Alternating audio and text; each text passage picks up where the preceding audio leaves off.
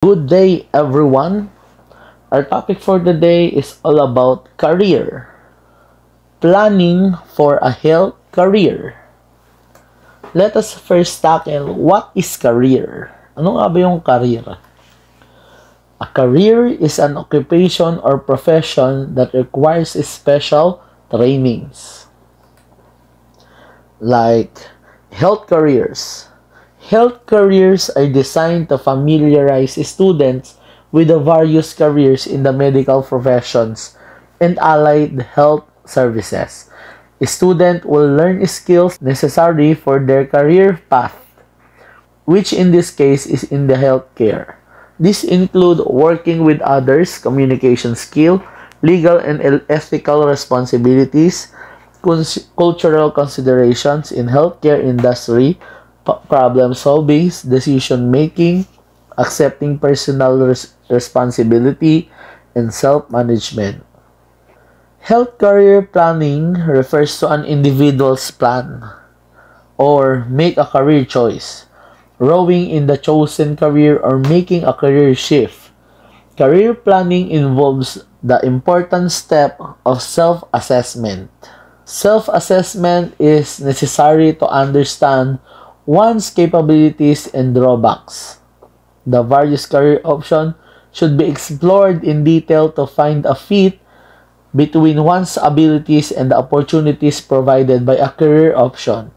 It involves continuous learning and improvement to build and grow in the chosen career path. Why pursue a health career? Good salary, job security, do work that interests you, find a health career that fits your educational plans, and a clear path to advancement. What are the components and steps in making a health career plan? Number 1, self-assessment.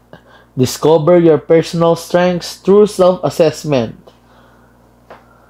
Number 2, career exploration. You can explore different careers and work environments through career fairs, online research, meeting, internships, alumni connections, professional resources. Number 3, decision making. Before you decide on taking a career that works for you, you can evaluate and narrow down your options through listing the pros and cons, comparing your personal strength and interests, and deciding which career fulfills both current and future goals. Number 4, plan of action. Plan achievable goals and develop strategies to reach your goals. Organize your goals into smaller steps. Utilize helpful people and resources. Review and adapt your plan regularly. Next, health career pathways. Career pathways is a health will give you the opportunity to make a difference in people's lives. Career pathways are clusters of occupation that are grouped because of shared skills. All pathways include a variety of occupation that requires different levels of education, skills, and training. Selecting a career pathway provides you an area of focus along with the flexibility and variety of ideas to pursue for personal development. The career you choose is one of the most important decisions in life. Your career plays a highly influential role in your health and happiness. It can give you a purpose, be a great source of great stress, provide financial security, connect you to a social network, and so much more. For this reason, preparing for your future should be one of the core objectives of our educational system. You need to identify your interests and skills, expose yourself to the different available careers, and decide on a career that works for you and your plan of action.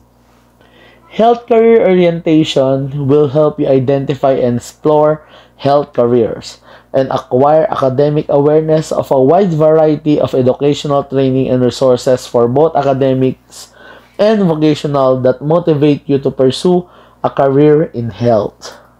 And what are the examples of health career pathways?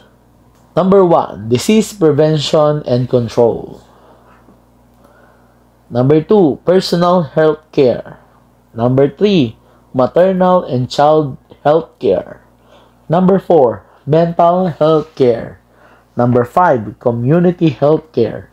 Number 6, environmental health care management. Number 7, drug prevention and control. Number 8, nutrition. Number 9, health education. Number 10, dental health. Number 11, occupational safety. And number 12, emergency medical services.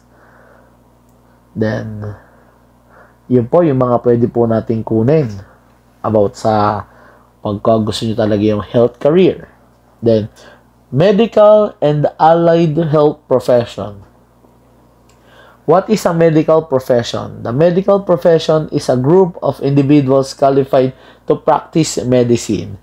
Allied health professions, on the other hand, are lines of work that still deal with healthcare, but are distinct from medicine. Who are the medical and allied health professionals? These are the healthcare practitioners with formal education and clinical training credentials through certification, registration, or licensure. They collaborate with physicians and other members of the healthcare team to deliver high-quality patient care services for the prevention and treatment of disease, disabilities, and disorders. Ito nga po tinatawag natin ng mga doctors.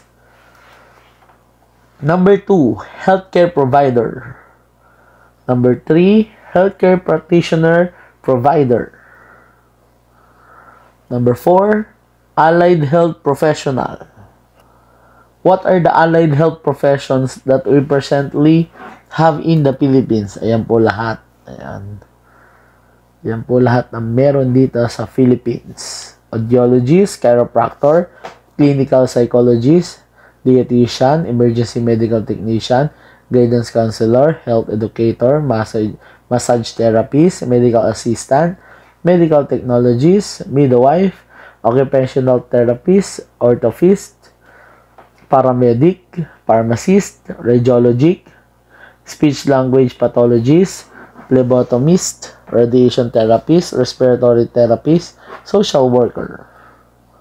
And there are also allied medical profession whose specialist training is available in other countries. Meron tayong cardiovascular technologists, clinical officers, dental hygienist, diagnostic, medical sonographist, kinesiotherapist, neurophysiologist, medical dosimetrist, medical dosimetrist, medical radiation scientist, music therapist, nuclear medicine technologist, orthoptist, podiatrist, then perfusionist.